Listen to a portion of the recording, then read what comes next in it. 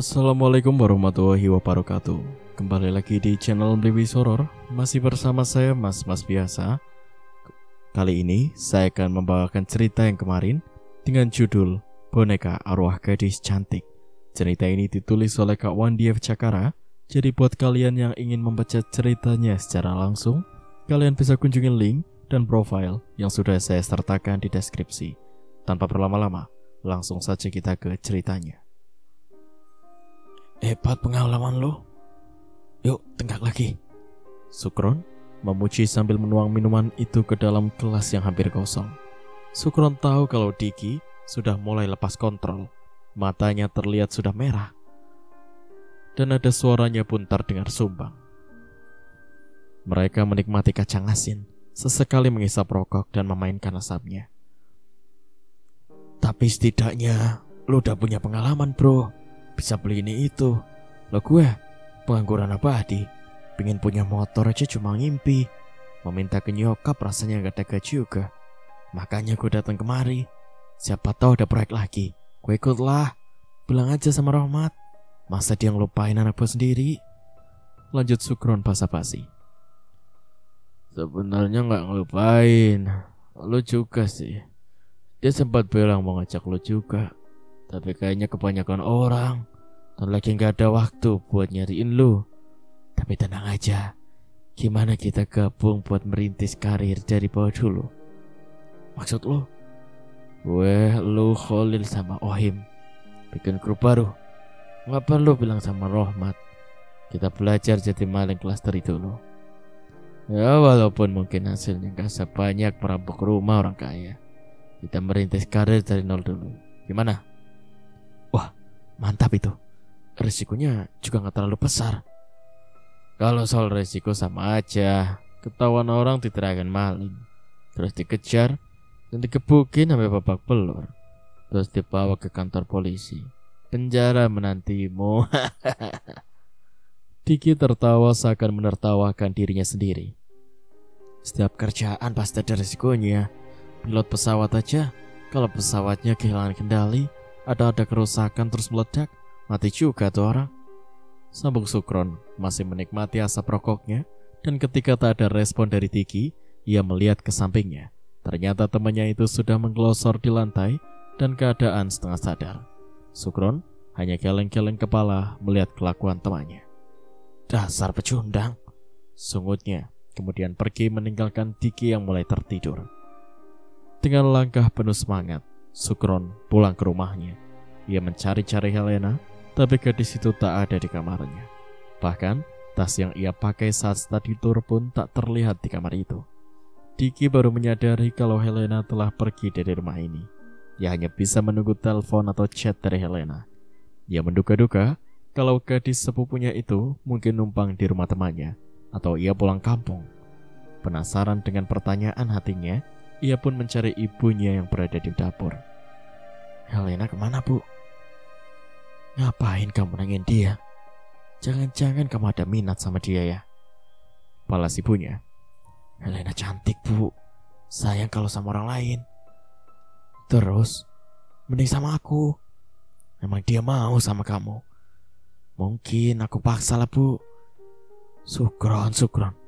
Pikiran kamu jorok. Helena pergi mungkin untuk menghindar dari kamu. Tapi lumayan juga sih. Dia kasih uang 1 juta sama ibu. Ternyata gadis itu punya simpanan juga. Nah, kalau bisa kamu cari dia dan suruh pulang kembali ke rumah kita. Baik, Bu.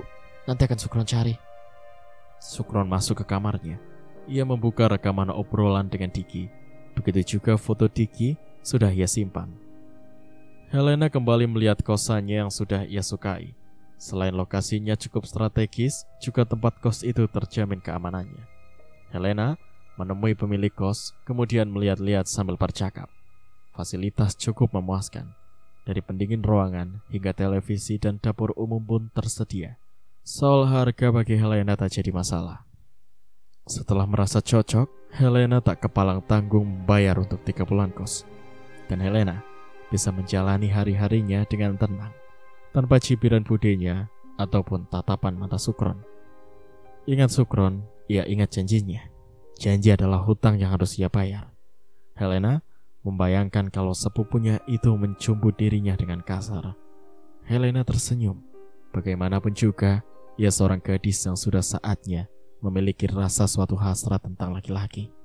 Helena akan menyerahkan kesuciannya demi untuk mengetahui siapa pelaku perampokan dan pembakaran rumah, sehingga merenggut nyawa kedua orang tuanya dengan tragis. Helena merancang pertemuannya dengan Sukron di suatu tempat yang jauh dari keramaian kota. Dan ia sudah merencanakan sesuatu untuk menyenangkan Sukron nantinya. Apa lo udah dapat bukti yang gue minta? Tulis chat Helena untuk Sukron, yang tentu saja membuat pemuda itu langsung merespon dengan cepat. Udah, semua udah gue rekam. Sekarang gimana? Gue tunggu lo di ujung jalan dekat warung nyokap lo. Cepet. Oke. Dan Sukron dengan semangat segera menemui Helena. Sukron memandangi Helena yang sudah agak berbeda penampilannya dengan beberapa hari yang lalu.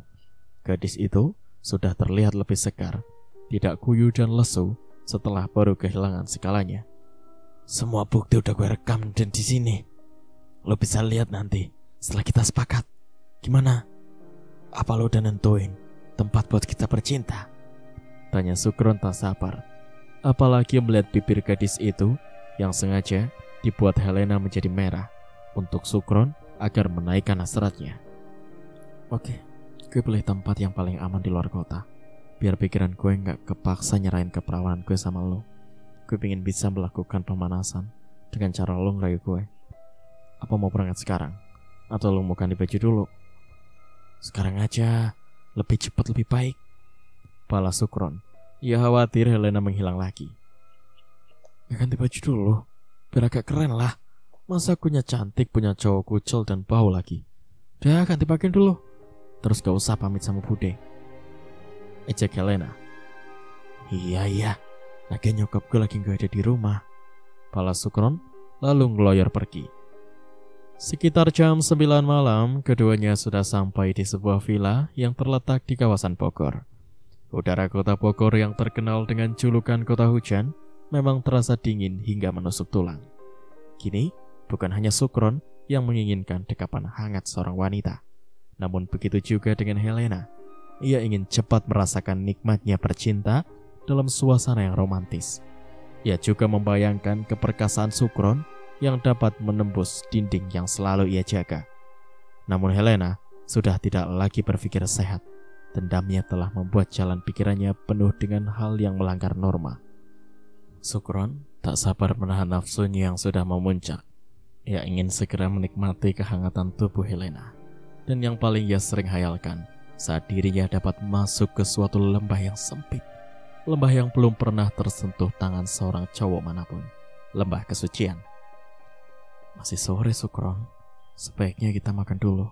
Ini gue bawa nasi rames yang sempat gue beli. Biar lo gak loyo waktu nanjak nanti. Oh ya, sekalian lo bisa tunjukin bukti orang yang udah ngabisin keluarga gue.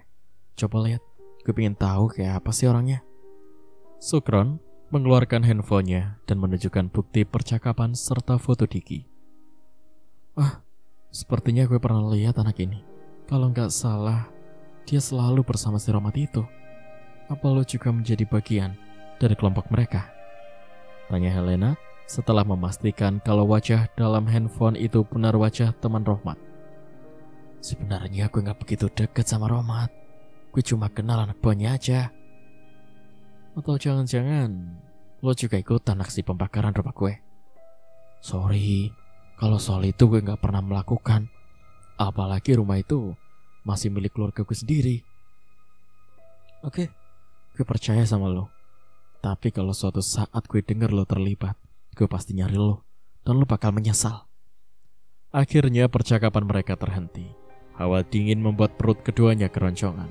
Kemudian, mereka menikmati nasi rames yang dibeli Helena. Berkali-kali Sukron memandangi bibir Helena yang memang sengaja menggoda pemuda itu. Helena mempermainkan lidahnya saat menikmati hidangan. Dan tentu saja membuat jantung Sukron berdetak lebih keras. Ia pun dengan cepat menghabiskan makanannya. Dan perlahan, tangannya menyentuh tangan Helena yang membiarkannya. Mendapat angin baik, Sukron pun tak menyia-nyiakan kesempatan itu untuk merayap lebih jauh. Ayolah Len, aku udah gak kuat nih. Sukron merajuk. Helena sengaja membuat pemuda itu pelingsatan sendiri. Ia terus saja menikmati ayam gorengnya, seolah tidak peduli dengan nafas Sukron yang semakin cepat. Sabar dong, gue mau cuci tangan dulu, terus pipis. Biar nanti gak pipis waktu lo tancap. Balas Helena menggoda. Agak lama Helena di toilet. Ia memandangi dirinya di dalam cermin. Setelah selesai, Helena langsung menuju kamar, dan Sukron dengan tak sabar langsung mengikutinya. Helena menanggalkan pakaiannya, dan yang tersisa hanya dalamannya saja. Sukron merasa lututnya gemetar demi melihat pemandangan langka itu. Kenapa lu diam aja? Ayo sini, kata Helena yang merebahkan tubuhnya di atas kasur busa empuk dengan posisi siap menantang. Padahal dalam hatinya menjerit, bisa saja ia kabur meninggalkan Sukron. Toh pemuda itu sudah memberikan informasi yang sangat mahal, tapi ia tak melakukan itu. Baginya janji adalah hutang yang harus ia bayar. Selain itu, ia juga butuh sentuhan kehangatan seorang laki-laki. Sebenarnya, ada perasaan kurang pede bagi Sukron melihat kecantikan sepupunya itu. Apalagi sekarang sikap Helena yang pasrah malah menggodanya. Sukron benar-benar kena mental. Melihat pemuda itu terdiam, Helena bangkit dan menariknya, sehingga tubuh Sukron terjatuh tepat di atas tubuh yang hampir telanjang. Sukron merasakan kenikmatan saat ia menyentuh sesuatu di bagian dada gadis itu. Dan kesempatan itu tak disia-siakan oleh Helena. Gadis itu langsung melumat bibir yang membuat Sukron akhirnya terpancing bergairah lagi. Ia segera menghujani ciuman bertubi-tubi pada bagian sensitif gadis yang kini sudah lepas kendali. Kini mereka berdua sudah sama-sama telanjang tanpa selai benang pun. Saling pakut-memakut, hingga akhirnya mereka berdua bersiap untuk mendaki ke puncak tertinggi, puncak kenikmatan. Entah berapa lama mereka menghabiskan waktu untuk bergumul, sampai akhirnya mereka kelelahan dalam pendakiannya. Nafas keduanya tersengal-sengal. Tubuh Sukron mulai memasuki area terlarang.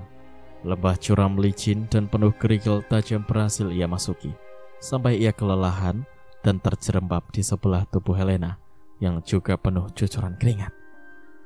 Ternyata lo hebat juga, bisa nembus benteng pertahanan gue, kata Helena sembari menatap wajah Sukron.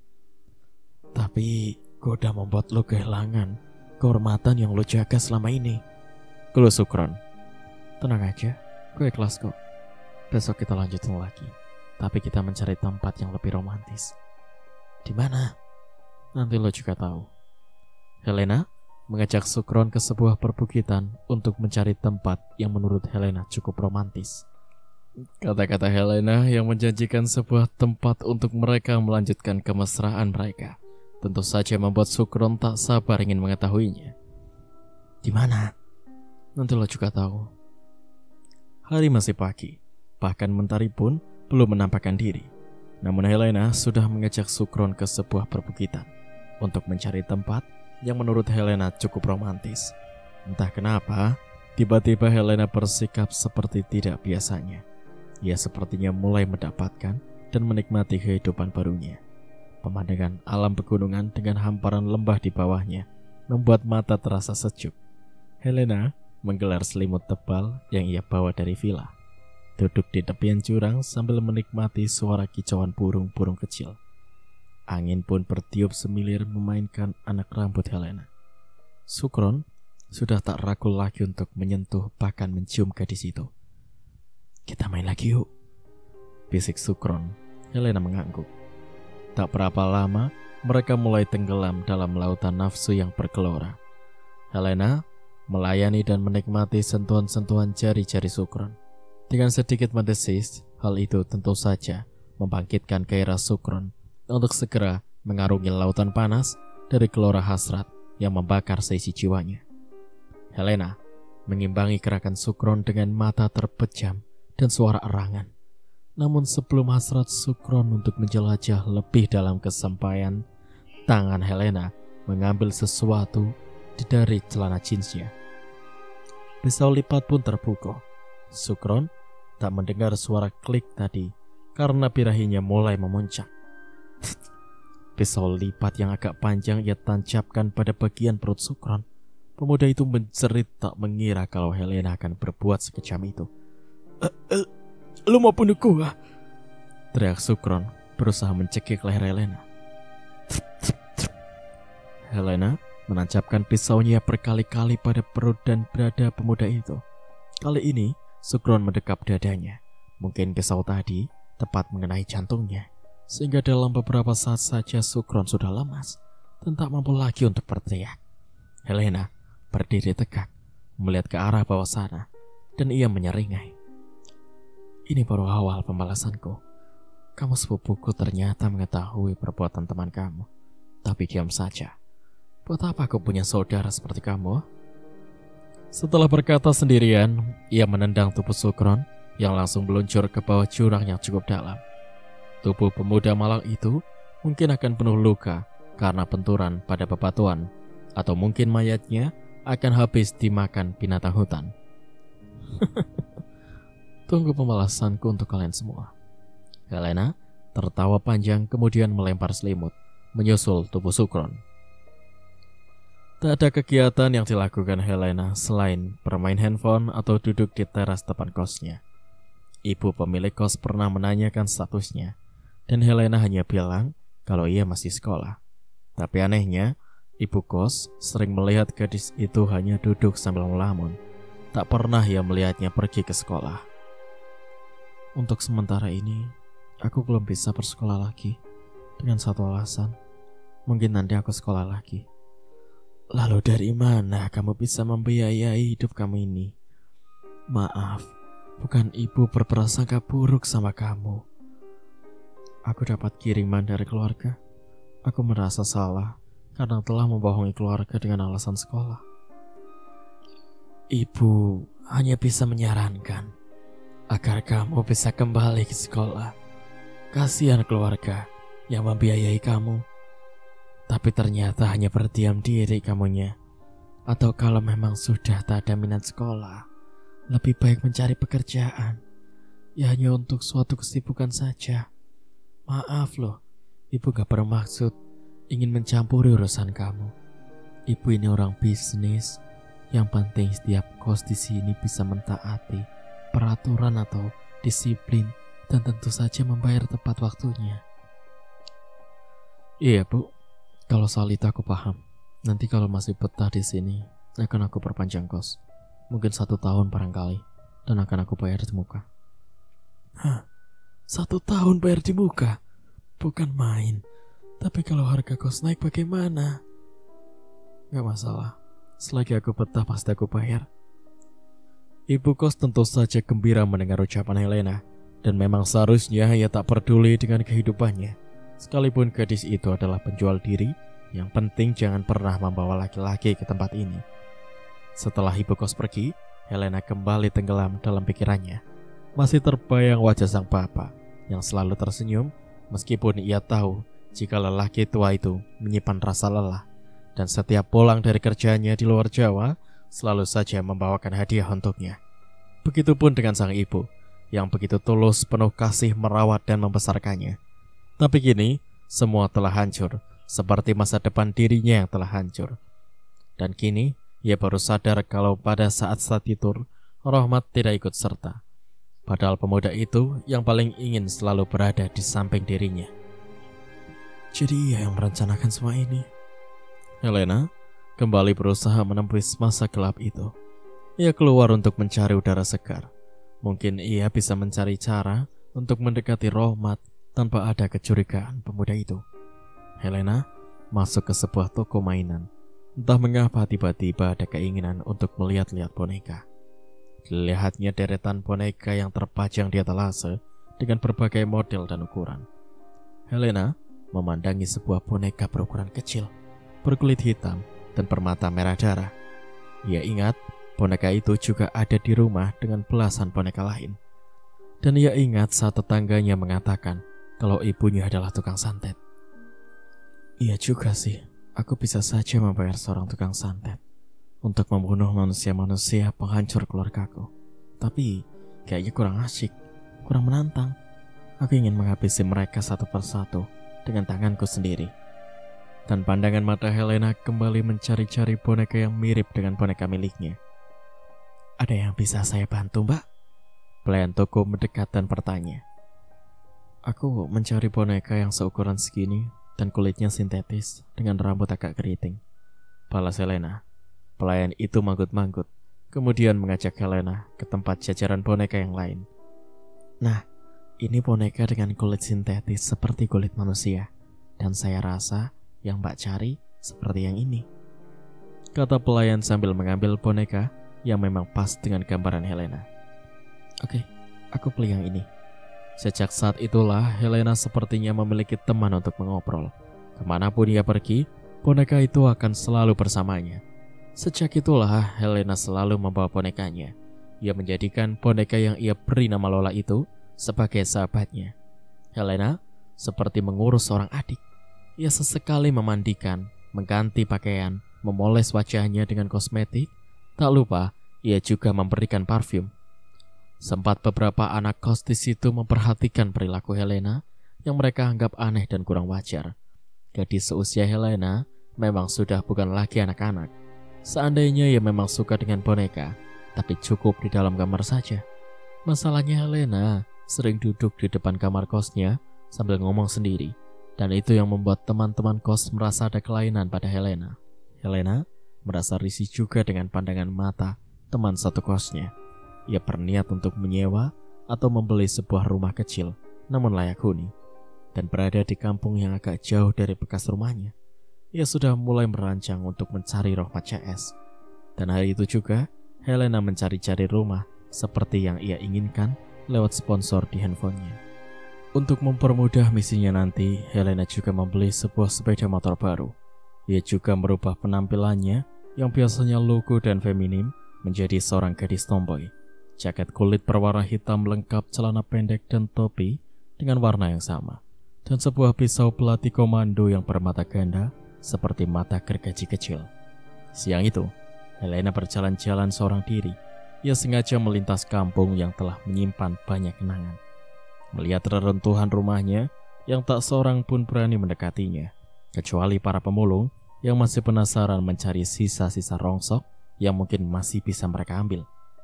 Tak berapa lama, Helena menuju sebuah rumah orang yang paling disegani dan dihormati warga kampung. Rumah Pak Camat yang terkenal kaya akan lahan pesawahan dan kebun.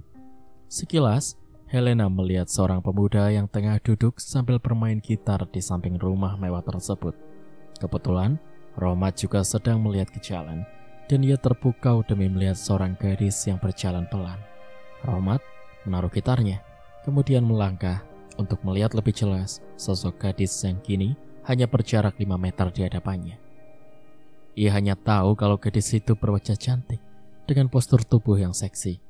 Helena memang sengaja memakai celana pendek dan membiarkan pangkal pahanya terlihat jelas mengundang hasrat. Rohmat memberanikan diri untuk mengikuti Helena. Sampai di jalan yang agak sepi, Rohmat mendahului langkah gadis tadi dan menghadangnya. "Mau apa kamu?"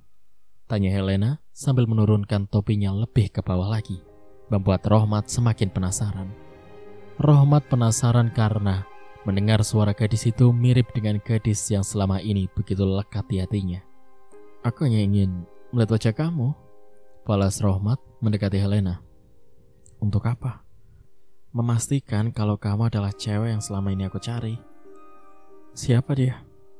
"Helena." "Kenapa kamu mencari dia? Bukankah dia sudah pergi karena rumahnya terbakar dan ia kehilangan orang tuanya? Dan kata orang, pelaku perampokan serta pembakaran rumah itu masih ada di kampung ini. Apa kamu tahu siapa pelakunya?" "Untuk apa kamu bertanya tentang itu? Kamu bukan siapa-siapa mereka, kan?" Helena tertawa pelan, dan ia membuka topi sehingga kini jelas wajahnya terlihat. Kamu? Kamu Helena? Kemana saja kamu, Helena? Aku mencari-cari kamu." "Mencari aku? Untuk apa? Apakah kamu ingin menghabisi aku juga?" tanya Helena sengaja memancing emosi Rohmat. "Apa maksud kamu? Aku sama sekali tak tahu menahu soal itu. Dan mana mungkin aku tega melakukan terhadap orang yang akan menjadi mertua aku sendiri." Mertuaku, mimpi apa kamu? Mungkin kamu bukan pelakunya, tapi hanya sebagai perencana. Karena kamu tidak ingin melihat kekayaan orang tuamu ada yang menyainginya. Helena tersenyum manis menggoda, namun Rohmat berusaha untuk bersabar dan tidak terbawa emosi. Helena, aku mencintai kamu dengan setulus hati aku. Tak ada wanita lain di hati aku selain kamu. Maka sejak kejadian itu aku tak pernah lagi melihat kamu. Aku sudah mencari-cari kamu kemana-mana, tapi kamu menghilang bagai ditelan bumi. Sekarang tiba-tiba kamu muncul di sini dengan menyangka aku terlibat dalam perampokan hingga menewaskan kedua orang tua kamu. Itu tuduhan yang kejam dan tidak mendasar. Menyangka kamu itu bisa membuat satu alasan bagiku. Kamu sengaja kan tidak mengikuti acara study tour dengan maksud menyusun rencana agar aku jauh dari rumah itu, agar aku selamat, tidak ikut terbakar mati kosong dimakan api. Sungguh sebuah skenario yang bagus, bukan? Dan itu memang berhasil. Aku selamat, walau kamu mencari aku untuk kamu jadikan istri kamu dengan ancaman sudah tidak ada lagi tempatku untuk berpijak. Rohmat, dunia ini tak sesempit yang kamu kira. Aku masih bernafas sampai sekarang, dan aku akan menuntut balas pada pelaku yang telah menghancurkan keluargaku. Sudahlah Helena, kenapa pertemuan kita ini harus kita isi dengan perdebatan yang tak berguna? Bukankah sebaiknya kita rayakan dengan pesta, mengundang teman-teman sekolah kita, agar mereka tahu kalau kita sudah resmi berpacaran? Sekolah, aku sudah tidak lagi berpikir tentang itu. Hanya ada satu keinginanku, yaitu membunuh semua pelakunya, termasuk kamu, Rohmat. Helena memandang dan menunjuk Rohmat dengan sinis. Helena, ternyata di balik keluguan dan diamnya sikap kamu, tersimpan juga watak seorang pembunuh yang entah dari mana kamu dapatkan. Ayah kamu pendiam, ibu kamu penyabar, tapi kamu? Terserah kamu mau bilang apa. Yang penting aku sudah bisa menangkap dari sikap kamu bahwa kamu adalah otak dari semua ini. Untuk itu kamu harus mati, Rohmat. Tapi bukan sekarang. Setelah mengucap kata terakhirnya, Helena bergegas pergi meninggalkan Rohmat yang hanya terdiam. Helena sepertinya punya firasat yang kurang baik, namun ia sendiri tidak tahu. Ia ingin menyelamatkan sisa butiran mutiaranya. Menurutnya, ini akan jadi bencana bila ada yang mengetahuinya. Berdasarkan perasaan was-wasnya, ia pun pulang ke kampung halamannya terlebih dahulu sebelum melaksanakan niatnya untuk mencari para pelaku pembunuh orang tuanya. Sang nenek yang sudah semakin rentang menyambut Helena dengan tangisan dan genangan air mata. Dan seorang bibi yang masih setia merawat neneknya pun ikut terbawa arus kesedihan dengan duka yang mendalam. Mengingat Helena hidup tak menentu seorang diri di ibu kota. Mereka bertiga saling peluk-pelukan dengan banjir air mata. Berkali-kali Helena mengusap air mata sang nenek yang telah sekian lama tak ia kunjungi. Kamu jangan pergi lagi, Enduk. Tinggallah bersama nenek dan bibi kamu di sini. Di kota kamu tinggal sama siapa? Sedangkan orang tua sudah tak ada. Rumah juga sudah hancur, ucap nenek di sela tangisnya. Iya, Lena. Bibi ingin kamu kembali di sini saja. Jual saja tanah bekas rumah kamu itu, dan kamu bisa melanjutkan sekolah di sini. Bibinya menyambung. Lena belum mengerti cara menjual rumah, Bi. Mungkin Bibi nanti bisa minta tolong sama orang yang mengerti. Dan untuk sementara ini, Lena belum bisa tinggal bersama Bibi dan nenek sebelum urusan Lena belum tuntas. Urusan apa, Nduk? Sulit untuk dijelaskan. Yang paling penting, Lena ingin menitipkan ini sama Bibi dan nenek. Balas Lena mengeluarkan kantung kecil berisikan berlian. Mata Bibi dan nenek itu terbelalak melihat benda yang berkilauan. Apa ini, Dok? Ini berlian Bibi dan nenek harus menyimpan benda ini karena harganya sangat mahal. Dan jika Lena sampai tak bisa kembali, nenek dan Bibi bisa menjualnya satu butir saja. Itu cukup untuk biaya hidup seumur hidup kalian berdua, kata Helena mewanti-wanti agar jangan sampai menceritakan benda tersebut kepada siapapun. Karena benda itulah yang telah merenggut nyawa kedua orang tuanya. Dengan harta, orang bisa disebut kaya, hidup mewah dan serba mudah. Tapi karena harta pula, kehidupan seseorang menjadi terancam nyawanya. Tidak bisa kembali lagi. Apa maksud kamu? Entahlah, Lena belum tahu. Nenek dan bibinya hanya memandang gadis itu dengan penuh haru. Mereka telah kehilangan orang yang mereka sayangi. Lalu ada apa dengan Helena? Entah sudah berapa lama Helena tak pernah menginjakkan kakinya di rumah sang nenek. Mungkin sekitar 3 tahun lalu atau lebih, itu sejak ia masuk ke SMP. Namun suasana desa masih tetap seperti dulu, masih asri. Udara yang selalu segar bersih dari polusi udara. Air sungai yang sangat jernih, belum tersentuh limbah. Helena ingin menghabiskan waktunya untuk beberapa hari saja, sebelum ia mantap untuk melakukan aksi balas dendamnya. Sebelum kembali ke kota, Helena mengunjungi makam kedua orang tuanya untuk nyekar. Ia berdoa untuk ketenangan orang yang ia cintai. Bapak, Ibu, Lena tahu kalian berdua belum bisa tenang di alam sana karena pembunuh kalian masih belum mendapat hukuman. Tapi Bapak, Ibu, Lena janji, Lena sumpah buat membalas sakit hati ini. Lena akan menghabisi mereka yang telah menghabisi kalian dan membuat Lena kehilangan kasih sayang dari kalian. Lena tahu kalau jalan yang Lena pilih ini salah, tapi Lena sudah tidak peduli lagi. Sekalipun Lena harus hancur, karena memang Lena sudah tidak memiliki masa depan. Bapak, Ibu, sekarang Lena harus pergi. Helena memeluk batu nisan kedua orang tuanya yang dikuburkan secara berdekatan. Ia berusaha menahan kesedihan hatinya. Kelopak matanya mengembang. Ada titik butir bening yang menitik bergulir membasahi pipi. Berhari-hari Helena mengawasi sebuah lumbung penyimpanan padi yang menurut Sukron tempat biasanya ngumpul Rohmat CS. Namun sejauh ini ia belum melihat seorang pun dari mereka. Tapi pada hari berikutnya, Helena melihat seorang anak muda yang wajahnya mirip dengan orang yang ada di handphone Sukron. Helena mengelus rambut bonekanya yang ia beri nama Lola. Sudah saatnya kita bertindak. Kamu diam dan tunggu di sini ya. Duduk yang manis. Lihat bajingan itu. Akan aku buat menyesal. Ucap Helena menyelipkan belati di pinggangnya. Helena turun dari sepeda motornya. Ia menunggu langkah pemuda yang menurutnya bernama Diki. Pemuda yang bernama Diki itu melihat dan memperhatikan gadis di hadapannya. Halo cewek, siapa kamu? Dan ada apa menghadang langkahku? Tegur Diki. Lu yang namanya Diki kan? Helena balik bertanya. Iya bener, emang kenapa? Apa mau kenalan? Boleh aja sih, gue gak bakalan nolak kenalan sama cewek secantik kamu. Boleh, tapi gue rasa lu udah kenal sama gue, sahut Helena sambil membuka topi hitam yang tadi menutupi sebagian wajahnya. Lu Helena kan? Kebetulan tuh si Rohmat nyari-nyari lo. Tapi sebelum sama Rohmat, mending sama gue dulu aja. Boleh juga tawaran lo, tapi itu nanti setelah nyawa lo gue ambil. Oh, ceritanya mau balas dendam. Ya di sinetron aja lo. Kalau kedua orang tua lu mati itu karena udah takdirnya, bukan kita yang bunuh. Gak perlu banyak cerita, sekarang lu hadapi gue, kata Helena yang langsung mendekat hingga berhadapan. Lagaknya seorang jagoan, Diki malah membusungkan dadanya, dan hal itu justru dimanfaatkan oleh Helena.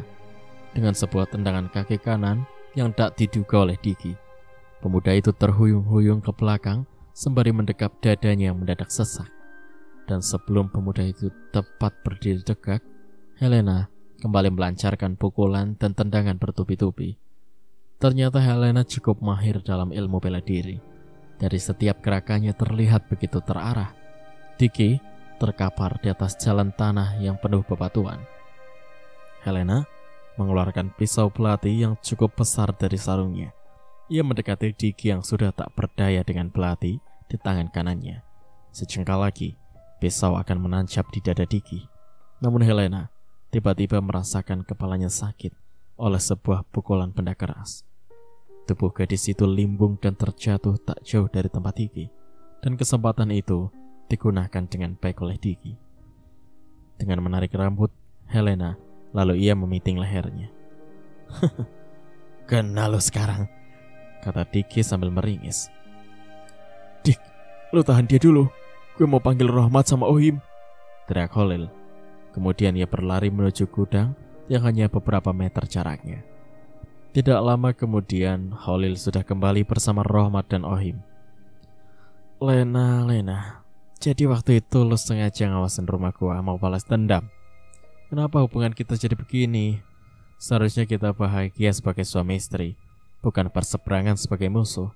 Sekarang gue mau tanya, siapa yang udah ngasih tahu kalau gue sama teman gue yang membakar dan merampok rumah lo? Tanya Rohmat sambil mengelus rambut Helena yang masih dalam pitingan Diki. Suara Helena tak terdengar karena lehernya ditekan oleh Diki. Lepasin Dik, biar dia ngomong dulu. Dan Diki melepas leher Helena, namun tetap memegangi tangannya. Lo mau tahu siapa yang udah ngasih tahu ke gue? Sukron. Ya sebenarnya sepupu gue, tapi kalian gak perlu nyari dia, karena dia udah gue kirim ke akhirat. Mayatnya gue buang ke jurang. Dan kalau kalian mau ikut sama Sukron, kalian jangan main kroyok dan main pukul dari belakang. Ayo kita duel 1 lawan 1. Berani? Sukron? Pantesan dia tiba-tiba datang ke rumah Pak Miras. Rupanya sengaja bikin gue mabuk dan merekam ocehan gue. Dikit tersentak, ia baru menyadari kesalahannya.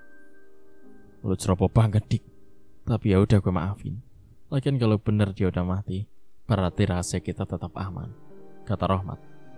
Kalian gak bakalan aman selagi gue masih hidup dan bernafas, teriak Helena, dan itu membuat Rohmat sadar kalau dirinya dalam posisi yang belum aman. Apa yang lu bilang emang bener Lena. Selama lu masih hidup dan bernafas, gue belum aman. Jadi gue juga terpaksa buat nyingkirin lu juga. Sebenarnya gue sangat mencintai lu, Lena. Dari dulu gue gak mau jatuh cinta atau menerima cinta dari cewek lain selain lu. Tapi sekarang, demi keselamatan gue pribadi dan teman-teman, gue emang harus nyingkirin lu. Tapi bukan sekarang. Sayang dong kalau kecantikan dan kesucian lu harus dibawa mati sia-sia. Apa maksud lu, Rohmat? Sebelum lu mati, gue mau menikmati kecantikan dan tubuh mulus lu yang udah buat gue kesengsem seumur hidup, bisik Rohmat di dekat telinga Helena. Bahkan Rohmat berusaha mencium bibir mungil gadis itu. Namun siapa sangka, kaki Helena yang bebas dapat bergerak dengan cepat mengarah pada selangkangan Rohmat. Aduh! Rohmat memekik sambil memegangi sangkar burungnya. Ia takut peliharanya itu lepas. Kurang ajar. Sebuah tamparan mendarat di pipi kanan Helena hingga memerah. Bawa dia ke markas kita, cepat! Teriak Rohmat, geram sambil tetap meringis. Suasana di dekat lumbung padi milik ayahnya Rohmat memang selalu sepi. Apalagi setelah hari menjelang sore. Helena dimasukkan ke dalam lumbung itu. Tubuhnya diikat pada sebuah tiang bambu dengan menggunakan tali besar. Mungkin bekas mengikat kambing atau kerbau. Nah, lu diam di sini dulu ya sayang. Nanti malam kita nikmati malam pertama kita. Oh ya, lu mau makan apa? Biar nanti gue bawain, kata Rohmat sambil menyentuh bibir Helena. Cuh. Helena meludahi wajah Rohmat, namun lelaki itu tidak marah. Ia malah mengambil ludah di wajahnya dan menciumnya. Ludah lu wangi, Lena, ucap Rohmat, lalu melumat bibir gadis itu. Rohmat tak menyadari jika kaki Helena tidak terikat dan dapat berbuat bebas. Sekali lagi, Helena menyerangkan lututnya pada selangkangannya hingga untuk kedua kalinya Rohmat menjerit sambil memegangi kedua kelerengnya. Hal itu sempat membuat ketiga anak buahnya tertawa. Apanya yang lucu? Cepat kita tinggalkan dia. Nanti malam kita buat pertunjukan, hardik Rohmat. Setelah itu, mereka mengunci lumbung padi yang gelap tanpa penerangan lampu sedikit pun. Tentu saja membuat Helena diserang rasa takut yang luar biasa. Ia juga ingat akan motor dan boneka yang ia tinggalkan. Tapi sekuat tenaga ia berusaha untuk melepaskan diri, tetap sia-sia. Tambang itu terlalu kuat dan besar. Sehabis maghrib, Rohmat beserta ketiga temannya kembali ke lumbung padi. Mereka menyoroti Helena dengan senter handphone. Dan terlihat Helena nampak terkulai dengan tubuhnya yang terikat pada sebuah tiang bambu. Rohmat membuka bungkusan nasi yang ia bawa dari rumah dan sebotol minum air putih. Merasakan ruangan yang gelap tadi kini menjadi terang, Helena pun membuka matanya. Ia terkejut melihat kawanan rampok itu sudah kembali. Berarti, kini ia sudah benar-benar terancam. Bukan hanya akan ruda paksa saja, melainkan mungkin nyawanya. Rohmat membuka penyumbat mulut Helena, kemudian memperlihatkan bungkus nasi dan botol air mineral. Lena, makanlah lebih dulu, sebelum kita bersenang-senang, agar tenaga lu bisa prima melayani gue. Ayo, makan, kata Rohmat sambil berusaha untuk memasukkan nasi ke dalam mulut Helena. Namun gadis itu menolaknya dengan menggeleng-gelengkan kepala. Kalau lu emang gak lapar, gak apa-apa, tapi lu butuh minum, Lena. Rohmat menjejelkan mulut botol mineral ke dalam mulut Helena. 1-2 tetes mungkin masuk ke dalam kerongkongan gadis itu. Selebihnya, ia semburkan ke wajah Rohmat. Keterlaluan lu ya, udah mau mati masih sok jual mahal. Sebenarnya gue bisa ngampunin lu, Lena, tapi gue gak yakin kalau lu gak bakal laporin kita ke polisi. Jadi ya terpaksa gue harus melenyapkan jejak. Gak perlu punya bacot deh. Kalau lu mau bunuh gue ya udah ayo bunuh. Toh gue udah gak bisa berbuat apa-apa. Asal lo ingat, pembalasan atau karma itu ada dan akan berlaku. Jadi, bagi gue, mati sekarang atau nanti itu sama aja. Dan kalian juga akan segera menyusul. Teriak Helena lantang. Karma, dia bilang. Siapa itu karma? Gue gak peduli karma itu ada apa enggak. Sekarang yang ada di kepala gue cuma tubuh mulus lo yang akan dapat gue nikmatin terlebih dulu. Rohmat mengambil pisau belati milik Helena yang tadi sore diambilnya. Kemudian, satu persatu kancing baju Helena mulai ia preteli. Dan sekarang terlihat bra berwarna hitam dengan tonjolan pada ujungnya. Rohmat semakin bergairah dan dengan sekali sentak bra tersebut pun putus, sehingga memperlihatkan pemandangan yang terlalu indah untuk dilewatkan begitu saja. Tangan Rohmat mulai nakal, mulai menjamahnya. Jangan lakukan ini, Rohmat, teriak Helena. Namun pemuda itu sudah tak lagi peduli. Sekarang, ia mulai mempreteli bagian lainnya yang melekat pada tubuh gadis itu. Dan mata Rohmat semakin terbelalak lebar manakala melihat sesuatu yang tersembunyi, sesuatu yang sering ia hayalkan. Selanjutnya, ia menghimpit tubuh Helena, mencari dan mencari kenikmatan yang tersembunyi begitu dalam. Entah berapa lama Rohmat bermain di sana, sampai akhirnya terdengar lenguhnya seperti suara seekor sapi yang kelelahan. Tubuh Rohmat bergetar hebat, kemudian lunglai bagi tak memiliki tulang belulang. Sekali lagi, ia habiskan sisa-sisa kenikmatan yang ada. Bos sudah selesai, boleh kita gantian? Suara Ohim menyadarkan Rohmat kalau ia tidak berada berdua saja dengan Helena. Rohmat memandangi ketika temannya lalu mengangguk. Ohim merasa kurang leluasa dalam bergerak. Maka ia membuka tali yang mengikat tubuh Helena. Kemudian gadis itu ia lempar ke atas tumpukan padi. Ohim segera menindih Helena dan dengan semangat menggebu membawa gadis itu untuk segera menuju puncak yang penuh dengan kenikmatan. Setelah selesai, Ohim memberi kesempatan pada kedua teman lainnya untuk mencicipi hidangan lezat. Mereka saling berbagi sampai beberapa kali, sehingga Helena jatuh pingsan berkali-kali. Setelah puas, Rohmat membiarkan Helena dalam keadaan bebas. Nah, Lena, sekarang denger ya. Lo masih gue butuhkan sebagai pelampiasan. Jadi sekarang lo masih bisa bernafas lega. Makanan tadi masih ada juga. Minum masih ada. Kalau lo merasa lapar, makan aja. Tapi kalau enggak ya nggak apa-apa. Buat sementara, lo aman di sini. Oke? Gue pergi dulu. Rohmat mengunci pintu gudang padi yang terbuat dari besi. Dan rasanya tidak mungkin Helena bisa kabur untuk melarikan diri. Helena sudah tak punya harapan lagi untuk hidup. Ia mulai putus asa, mengingat kalau penderitaannya ini hanya baru awal dan pasti akan ada penderitaan yang lebih berat. Helena duduk di atas tumpukan padi. Rasa gatal sudah tak ia perdulikannya lagi. Matanya sembab setelah semalaman menguras air mata. Tubuhnya pun terlihat kuyuh dan rapuh. Berbeda dengan penampilannya siang tadi yang terlihat tomboy namun penuh daya pikat. Rambutnya yang ikal semakin berantakan, namun sisa-sisa kecantikannya masih terlihat. Bahkan dalam keadaannya yang seperti sekarang, justru membuat hati pria manapun akan semakin penasaran. Helena memandangi lumbung padi yang tidak segelap semalam tadi. Pikirannya menerawang pada saat ia menghadang Diki. Ia menyesal atas kecerobohannya sendiri. Seharusnya ia melihat situasi terlebih dulu sebelum berniat menghabisi nyawa Diki. Helena sama sekali tak mengetahui kalau tak jauh dari tempatnya menghadang Diki, ternyata ada teman lainnya. Bapak, Ibu, Lena telah gagal membalas perbuatan mereka.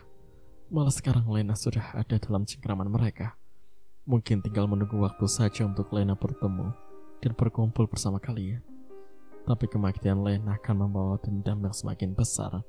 Dan Lena yakin setelah mati pun Lena akan terus membayangi mereka dan akan membantai semuanya.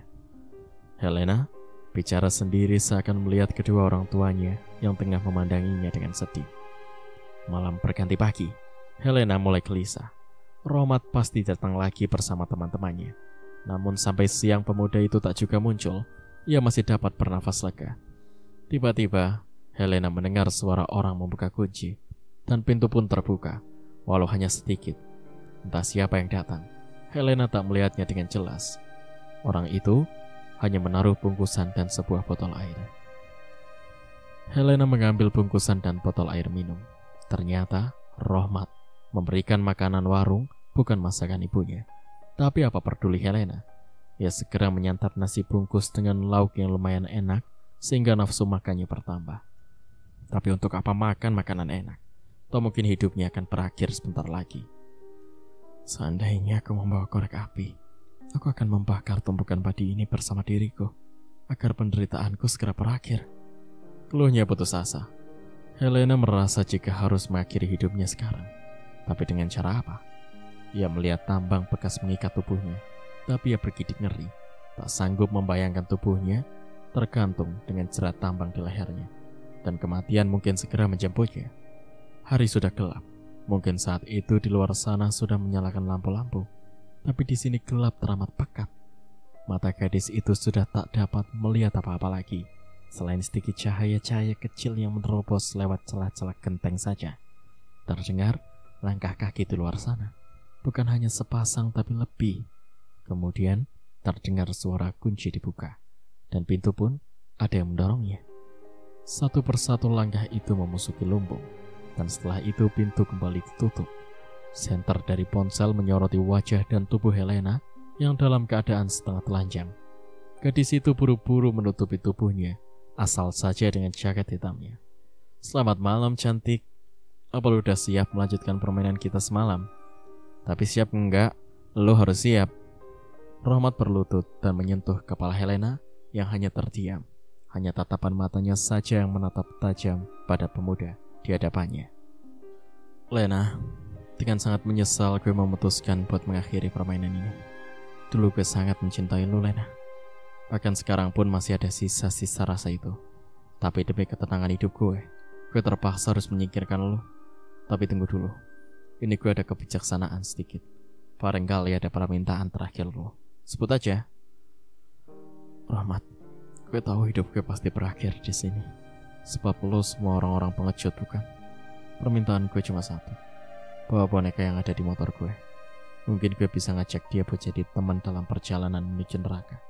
Tapi ingat, kalaupun gue udah mati, gue masih terus menyimpan dendam keluarga dan gue sendiri. Hidup kalian gak bakalan tenang, dan pada akhirnya kita semua ketemu di neraka sana. Kata Helena tanpa perasaan apa-apa. Dik, cepat lo ambil boneka, biar motornya nanti kita jual. Gue yakin surat-suratnya ada di jok. Siap bos. Ohim segera menuruti permintaan sang bos, dan dengan cepat ia sudah kembali. Nah teman-teman, sekarang saatnya kita pesta. Kita gak perlu bergiliran, lakukan bareng-bareng. Siapa atas, siapa bawah, siapa depan, siapa belakang. Pokoknya kayak bebas. Kalian mau apakan dia itu terserah kalian. Setuju? Dan dengan beringasnya, keempat kawanan itu memperlakukan Helena melebihi binatang. Sungguh biadab. Helena merasakan bahwa ia telah mati. Ya, sudah mati rasa. Walaupun mereka membolak-balik tubuhnya, ia sudah tak merasakan apa-apa. Hingga dari atas kepala sampai ujung kakinya kini sudah licin, penuh dengan cairan putih dan bau. Melihat Helena terdiam tanpa satu gerakan, Rohman menepak-nepak wajah Helena. namun gadis itu sudah tak berkutik lagi. Ya sudah mati, seru Rohmat tertahan. Serempak, keempatnya berdiri sambil membenahi celana mereka. Apa yang harus kita lakukan, bos? Tanya Holil terkejut. Tenang dulu, kita pikirkan jalan terbaik.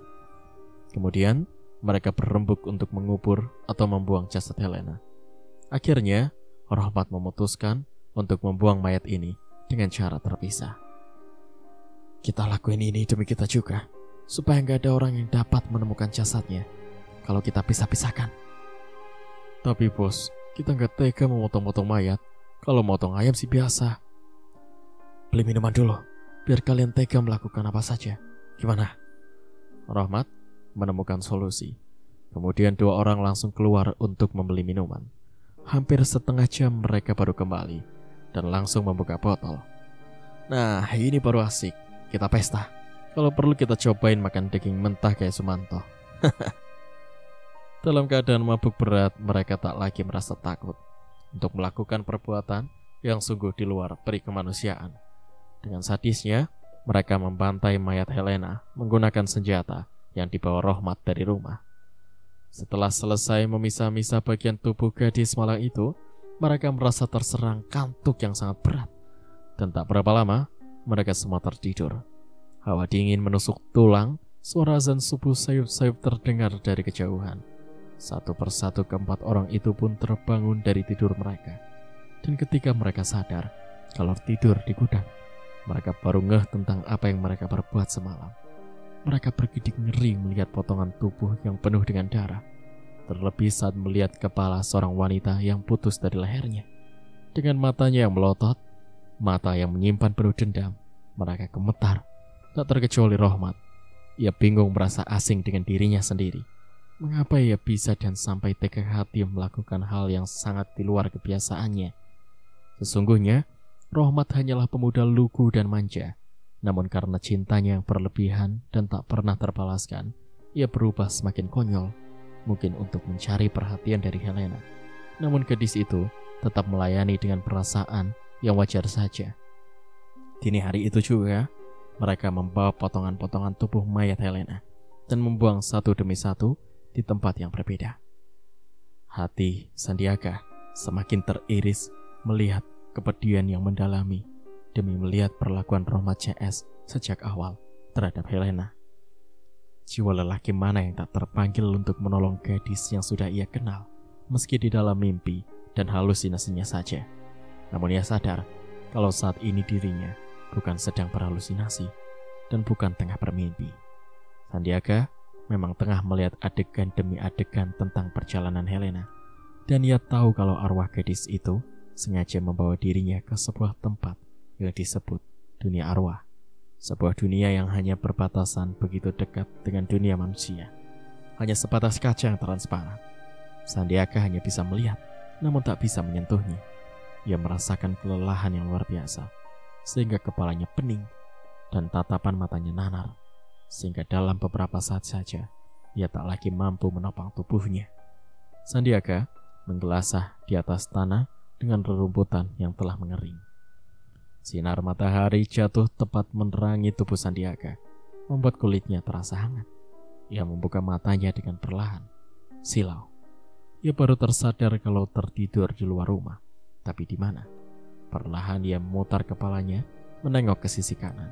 Dan ia benar-benar terkejut setelah melihat hamparan tanah luas yang penuh dengan rumput liar. Ia duduk, mengingat apa yang telah terjadi, sehingga dirinya berada di tempat ini. Pohon pisang itu. Sandiaga baru ingat semua yang bermula dari sana. Lalu di mana jasad Helena yang mereka buang? Pertanyaan itu ia simpan dulu. Ia harus pulang. Mungkin kedua orang tuanya sedang menunggunya atau tengah mencari dirinya. Sandi, kamu dari mana saja, Kasep? Abah jeung ambunya nyari kamu. Perempuan tua itu menyambut kedatangan Sandiaga dengan penuh perhatian. Ambu, Sandi sendiri gak tahu habis dari mana. Tiba-tiba saja Sandi sudah berada di sebuah tempat yang benar-benar asing. Balas Sandiaga. Asing? Tempat seperti apa, Ujang? Nanti saja Sandi ceritain. Sekarang mau mandi dulu. Lihat nih, baju Sandi kotor dan bau keringat. Lanjut Sandi, kemudian masuk ke toilet. Sore harinya, saat Sandiaga tengah merenung di balai-balai bambu depan rumah, Abah bersama Ambu duduk di sebelahnya. Sandi, sekarang coba kamu ceritakan pengalaman kamu selama 3 hari tidak pulang ke rumah. Abah mulai bertanya. Sandiaga menarik nafas dengan berat. Kemudian ia mulai menceritakan dari awal hingga akhir. Cerita tentang siapa Helena yang sering datang dalam mimpi dan juga beberapa kali berada di dalam kamarnya. Jadi boneka itu memiliki arwah Helena. Sandi, apa kan pernah bilang agar kamu membuang boneka itu? Kamu ini kan laki-laki. Rasanya tidaklah pantas bermain dengan boneka. Kamu malah membelikan pakaian. Sambung Abah kemudian. Jadi yang Ambu dengar di dalam kamar kamu itu benar. Ambu bukan salah dengar kalau ada suara wanita bernyanyi. Sandi, Ambu takut dia akan terus bersama kamu. Ambu juga berpendapat. Bukan selalu bersama Sandi saja, Ambu. Perempuan itu sengaja memilih Sandi, mengajaknya ke masa lalunya untuk mengetahui siapa dia dan bagaimana nasibnya berakhir. Sebenarnya ia meminta tolong sama kamu untuk mencari dan menyatukan bagian tubuhnya yang hilang. Sambung Ambu. Jadi apa yang harus Sandi lakukan, apa? Ambu, tanya Sandi, ingin tahu pendapat orang tuanya. Itu sih terserah kamu. Pilihan kamu. Untuk lari begitu saja itu tidak mungkin. Tapi kalau kamu ingin menyudahi dan melupakan arwah gadis itu, apa akan membantu kamu agar ia tak bisa menemui kamu lagi? Sandiaga tertunduk mendengarkan petuah dari orang tuanya. Tapi apa? Sandi merasa kasihan sama dia. Sandi tidak tega melihat dia begitu menderita setelah orang tuanya yang mati terbakar. Kemudian ia diperlakukan seperti hewan, diperkosa beramai-ramai, dianiaya hingga sudah menjadi mayat pun masih harus dipotong-potong lalu dibuang. Sungguh perbuatan yang sangat biadab. Kamu mau menolongnya? Sandi rasa begitu apa? Kamu sudah jatuh cinta sama arwah itu, Sandi. Apa kamu sanggup? Sandi akan mencobanya, apa? Sebagai orang tua, apa akan selalu membantu kamu. Tapi kamu tidak bisa keluar dari permainan ini.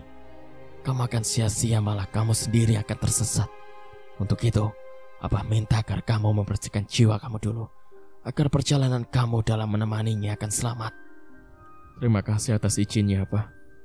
Sandi mematuhi semua pesan orang tuanya untuk membersihkan jiwa dan pikirannya agar benar-benar fokus pada satu masalah saja. Ini bukan masalah sepele, bermain dengan alam arwah yang bisa berakibat fatal. Namun, untuk mundur rasanya itu tak mungkin, sebab Sandiaga sudah sangat menyayangi Helena. Hatinya sudah merasa nyaman sejak pertama kali gadis itu hadir di dalam mimpinya. Dipandanginya boneka yang ia beri nama Herlina, agar begitu dekat dengan nama pemiliknya, Helena. Kamu adalah saksi kebiadaban mereka. Andai kamu benda hidup, mungkin kamu akan merasa tak kuasa melihat penderitaan Helena, dan mungkin juga kamu akan membantunya untuk membalaskan rasa sakit hatinya. Sandiaga melihat boneka Herlina bergetar, dan perlahan mata itu bergerak ke kanan dan ke kiri. Helena, apa kamu ada di sini? Tanya Sandiaga sambil mencari sosok yang lain selain boneka itu. Aku ada bersama Herlina. Aku sudah tak punya tempat untuk berteduh lagi. Maka aku memilih untuk tinggal bersama kamu, Sandi. Apa kamu keberatan? Tanya Helena yang kini bersemayam dalam tubuh bonekanya. Andai aku bisa, aku akan membantu kamu, Helena. Karena aku juga tahu tentang maksud kamu membawaku ke dunia masa lalu kamu. Sungguh perbuatan mereka tak bisa dimaafkan. Membuang jasad kamu yang telah terpisah begitu jauh sampai ke kampung ini. Dan secara kebetulan aku yang menemukan boneka kamu. Hingga aku sadar, mungkin memang aku yang terpilih untuk membuat arwah kamu tenang di alam sana. Aku akan membantu kamu untuk menyelesaikan rencana balas dendam kamu, Helena. Keluarlah dari boneka ini, tampakkan wujud kamu, agar aku bisa. Sandiaga tak melanjutkan kata-katanya. Bisa apa, Sandi? Kamu merindukan aku, ingin mengulang mimpi kamu? Tanya Helena memotong. Tidak, Helena. Aku ingin bersama kamu menjalani hari-hari kita yang penuh keindahan. Tapi tidak sekarang. Aku ingin melihat senyum kamu yang tulus, senyuman tanpa berbalut kedukaan yang mendalam. Aku hanya ingin membelai dan menghapus air mata kamu untuk mengurangi beban penderitaan kamu. Baiklah Sandi, sekarang lihat di belakang kamu. Cerita pun bersambung. Nantikan kelanjutan ceritanya di part berikutnya. Terima kasih. Wassalamualaikum warahmatullahi wabarakatuh.